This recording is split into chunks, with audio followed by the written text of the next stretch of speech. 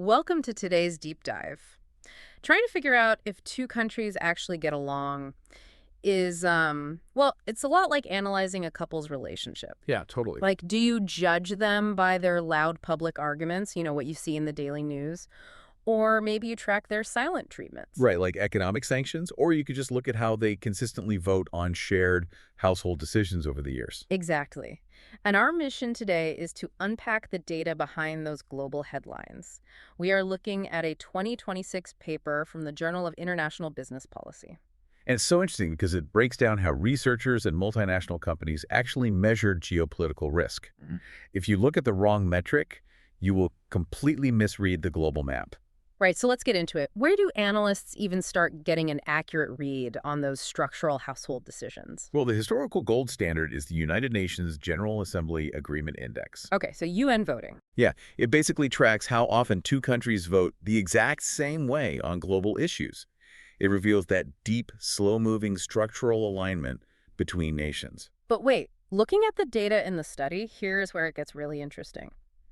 China actually exhibits higher overall global voting alignment than the U.S. Ah. Like, they even share high agreement scores with key U.S. allies.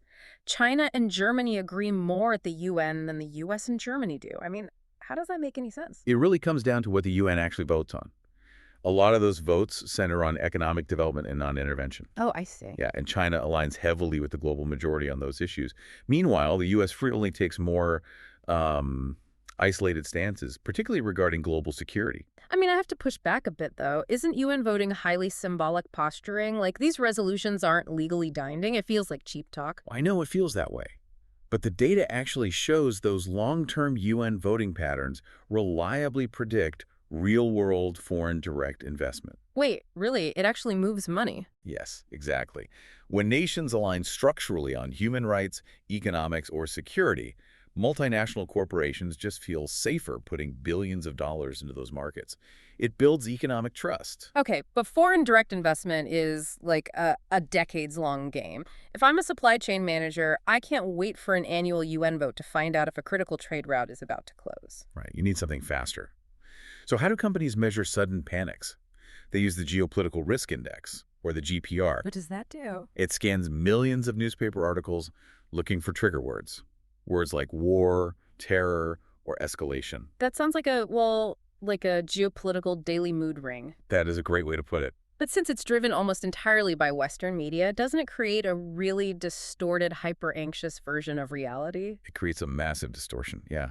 Counterintuitively, the GPR index makes closely allied countries like the US and the UK look much riskier than unaligned countries. Wait, why would allies look riskier? Because Western media constantly covers every minor trade dispute or political spat between allies.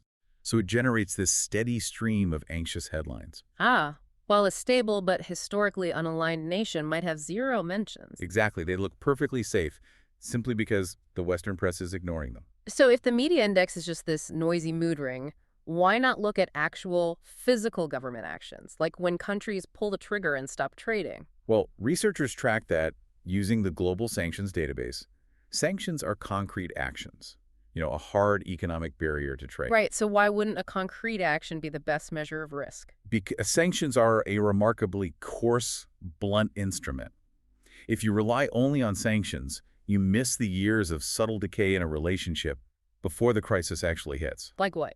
Think about trade relations that slowly sour through tariffs, rhetoric, and regulatory hurdles over a whole decade before outright sanctions are applied. Oh, I get it. Going back to the couple analogy, sanctions don't tell you the relationship is decaying. Nope. They just tell you the divorce papers have already been signed. Wow. So for you listening, when a headline screams about rising global tensions, it really comes down to identifying which tool is flashing red. Right. You have to ask yourself, is this just temporary media anxiety spiking on the mood ring? Or is it a deep structural shift in long-term UN voting? Or has it already become a hard economic barrier through sanctions? They are completely complementary tools. You need the baseline, the pulse, and the concrete actions to understand the true geopolitical landscape.